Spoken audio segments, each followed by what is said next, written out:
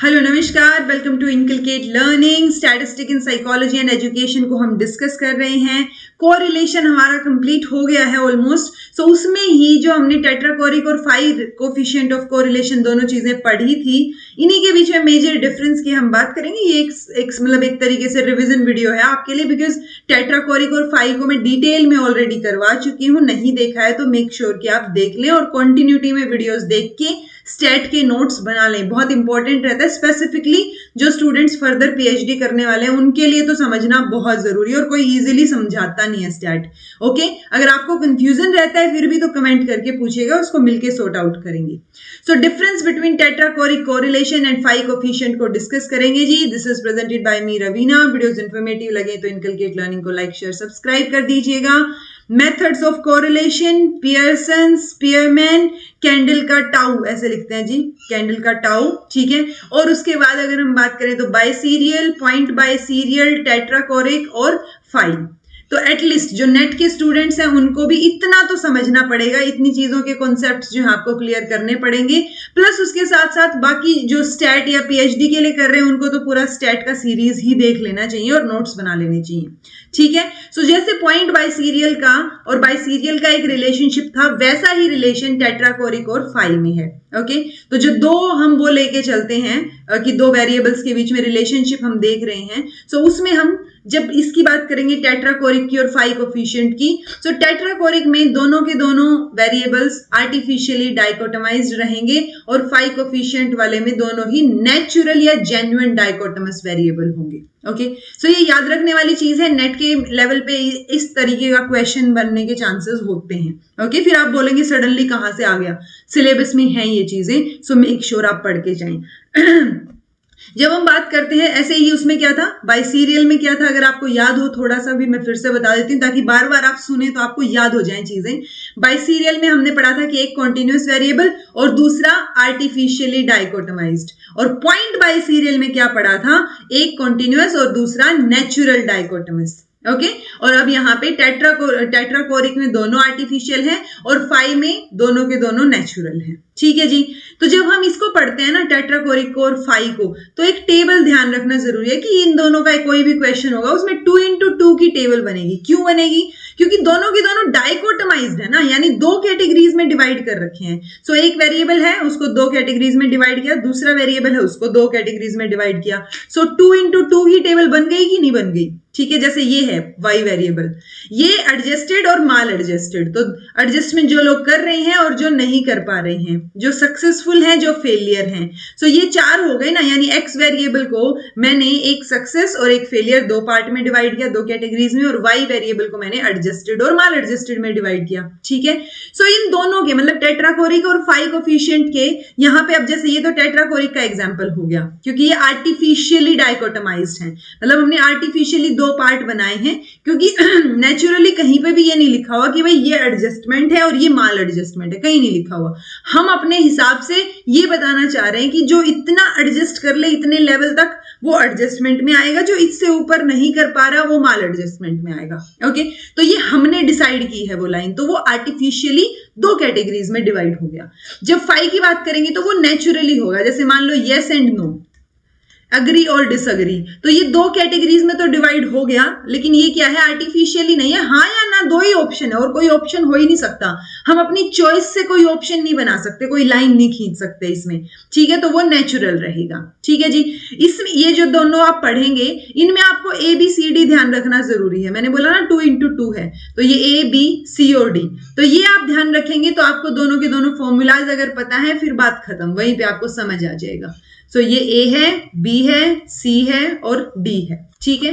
Formula क्या होगा, R T यानी टेट्राकोरिक का फॉर्मूला होगा कोस 180 डिग्री मल्टीप्लाई में अंडर रूट ऑफ बी सी, ये 1/2 मतलब अंडर रूट है, डिवाइड बाय ए डी का under root plus B C का अंडर रूट। ओके, ये कहां से आया, ये इस फॉर्मूला से आया, यानी कि कोस 180 इस तरीके का था, ये 180 डिग्री मतलब कोस, देन डिवाइड बाय ऐसे ये ब्रैकेट है जी, then a d divide by b सी, ये किस में है, अंडर रूट में और प्लस में 1। जब इसको सोल्व कर रहे हैं तो ये आ जा रहा है हमारे पास एलसीएम लेके, ठीक है।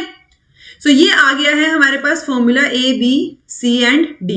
तो ये फॉर्मूला आपको याद रखना है जी, किसके लिए? टेट्राकोरिक के लिए। और आपको जो कॉम्पिटिटिव एग्जाम है वहां पे क्वेश्चन सोल्व करने के लिए ये याद रखना है, ए डी की मल्टीप्लाई करेंगे आप ए और डी, और ये बी और सी को मल्टीप्लाई करेंगे। अगर ए डी का मल्टीप्लीकेशन बड़ा है यानी A D is greater than B C, तो जो हमारा टेट्राकोरिक कोरिलेशन है वो पॉजिटिव रहेगा।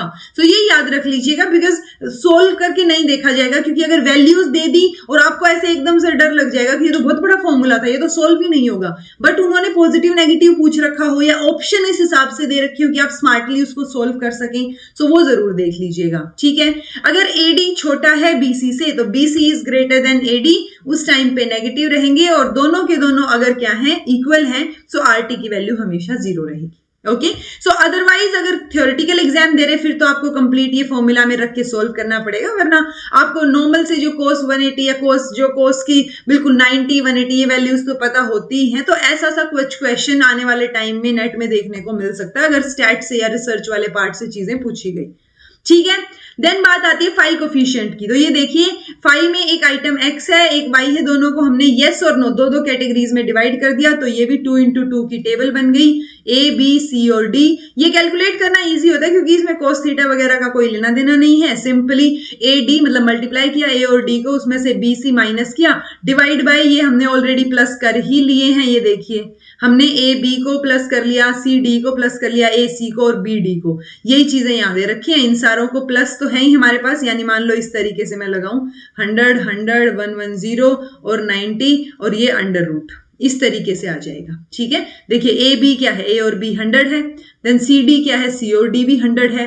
देन बी डी क्या है? बी डी 110 है और ए सी क्या है? 90 है। सो ये इजी है सोल्व करना कंपैरेटिवली टेट्राकोरिक की, उसके मतलब टेट्राकोरिक से जब कंपेयर करेंगे तो फाई निकालना ज्यादा इजी है। जब आपको कंफ्यूजन हो कि भाई ये आर्टिफिशियल है या नेचुरल है, सो फाई कोफिशिएंट निकाल लीजिएगा, इजीली जल्दी से निकल भी जाएगा। उसके लिए आपको डेफिनेटली फॉर्मूला और ये कॉन्सेप्ट पता होना बहुत जरूरी है। ओके, फाई कोफिशिएंट का टेट्राकोरिक के साथ वही रिलेशन है जो कि पॉइंट बाइसीरियल का बाइसीरियल के साथ है, ठीक है। वो डिफरेंस भी करवा रखा था, सेम डिट्टो है यहाँ पे भी चीजें। फाई कोफिशिएंट जो है वो जेन्युइन और या फिर नेचुरल डाइकोटमीज को सोल्व करने के लिए काम आता है। देन जो वही रिलेशन है जो पॉइंट बाइसीरियल का बाइसीरियल के साथ है। हम इसमें पियर्सन की आर के अगेंस्ट भी चीजें चेक कर सकते हैं क्योंकि ये +1 से लेके -1 तक इसकी वैल्यू रेंज करती है, जो कि पियर्सन के सेम है, ठीक है। इसमें ये कोई एजम्पशन नहीं बनाते। फाई कोफिशिएंट जो है वो जो हमारा क्या था आरटी टेट्राकोरिक में हमने पढ़ा था ना कि लार्ज एन होना चाहिए, कॉन्टिन्यूटी होनी चाहिए, नॉर्मेलिटी होनी चाहिए, स्प्लिट जो है वो मीडियन के पास होना चाहिए। सो वो जो अजम्पशंस पढ़े थे कि तब जाके हम जो है क्या लगाएंगे, टेट्राकोरिक कोफिशिएंट निकालेंगे, सो वो यहाँ पर नहीं है। सो इतनी सारी अजम्पशंस हमें करने की जरूरत नहीं है, इजी सा फॉर्मूला है इसका, ठीक है। एक बेटर मेजर प्रोवाइड करने के लिए इसको जरूरत नहीं है कि स्प्लिट जो है वो मीडियन के पास हो या एन बड़ा हो, ऐसी कोई जरूरत इसकी नहीं है। स्टैंडर्ड एरर बहुत इजीली निकाल सकते हैं, जो कि हमने बात की थी पॉइंट बाइसीरियल में भी कि स्टैंडर्ड एरर आप निकाल सकते हैं जल्दी से। सो वही सेम है यहाँ पे, हम इजीली टेस्ट कर सकते हैं, उसको कैलकुलेट कर सकते हैं। एग्जैक्ट नेचर में जब डाउट होगा तो हम फाई कोफिशिएंट को पहले निकाल के देखेंगे। ऑल्सो ये बहुत इजी होता है एज कंपैरिजन टू आरटी निकालना इसको, ठीक है जी। सो ये मेजर डिफरेंसेस हैं, ये कॉन्सेप्ट आपको समझ आना चाहिए। मैं ये नहीं कह रही कि आप फॉर्मूलाज रट लीजिए और क्वेश्चंस कर करके देखिए, नहीं, जरूरत नहीं है आपको किसी भी कॉम्पिटिटिव एग्जाम के लिए, तो डेफिनेटली नहीं है अभी के लेवल के हिसाब से। ओके, बाद में कभी पूछने लग जाए तो पता नहीं, कभी रैंडमली पूछ लिया, अदरवाइज अभी तक ऐसा कोई क्वेश्चन पूछा नहीं गया। कॉन्सेप्चुअल लेवल पे क्वेश्चन इनसे जरूर पूछे जाते हैं। सो आई होप आपके सारे कॉन्सेप्ट्स जो हैं कोरिलेशन से रिलेटेड अब तक क्लियर हो गए होंगे। कोरिलेशन यहाँ पे हमारा फिनिश होता है। अगर फिर भी कुछ समझ नहीं आया हो सो पूछ लीजिएगा कमेंट करके, this was all about today. और अगर समझ आ गया है सो प्लीज आप कमेंट करके बताइए। मतलब अगर 10 स्टूडेंट भी देख रहे हैं इंस्टेंटली इस वीडियो को, सो उस 10 में से मैं एक्सपेक्ट करती हूँ कि 2-4 तो कमेंट करके फीडबैक दें कि आपको समझ आ रहा है या नहीं आ रहा है। Okay, so this was all about today. Thank you so much for watching. Be happy, keep smiling, subscribe to Inculcate Learning because it is absolutely free, and be consistent in your efforts.